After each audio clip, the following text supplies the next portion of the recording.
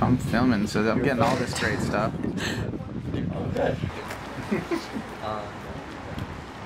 So how did we meet, David? I guess it all really begins here at Jam and Java for the Downtown Fiction. Me and Cameron met outside of Jam and Java, I'm sure. I think when he was showing around some demos, some early demos, we hung out, started playing the songs together, and I stepped in as the bass member, and eventually things really got rolling from then. Jam and Java was really a hot spot. Like, for a while, we were going there all the time, and we were always handing out CDs and meeting people, and it was just this constant surge of energy, and it was for a small town like Northern Virginia. I mean, Northern Virginia is very, very tame, and everybody sort of stays at home a lot, and there's shopping strips, and there's a lot of supermarkets and gas stations.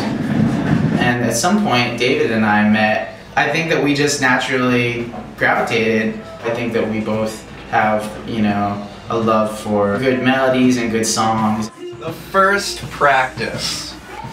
Well, first off, I had been working on these songs, practicing all the songs frantically every single day, you know, just really making sure that I nailed them, because I wanted to come prepared.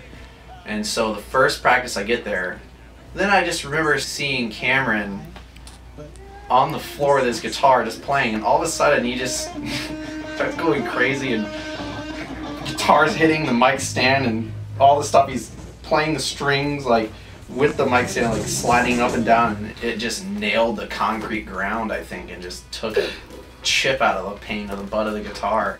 But that's just, I quickly learned that that's just the energy that this band has, you know. It's just crazy, fun, wild, and looking at videos of us performing, like, it definitely shows. We're animals up there, so. I grew up in Phoenix, Arizona, and at the time there wasn't really much of a music scene.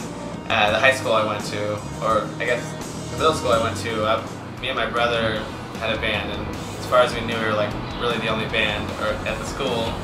And when we went to high school, there was one other band, and it just wasn't very cool yet at the time. It was much more cool to play sports or, you know, do that kind of stuff. So when I was like 22, I met Josh from the Somerset when I was working at Guitar Center.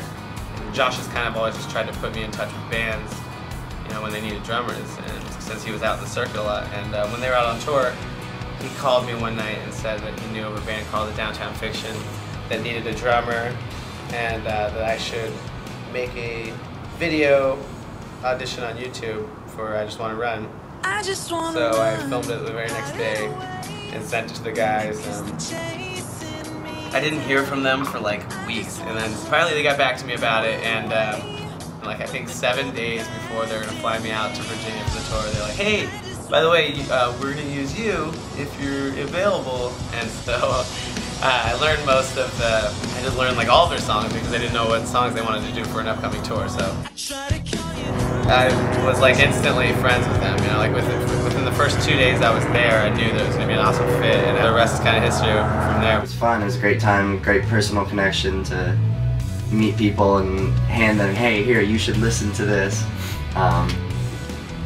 But I think it really paid off, because locally we still have a great following around here, and we're able to, you know, come back to a great hometown show when we get a chance to. So I attribute a lot of that to the promotion.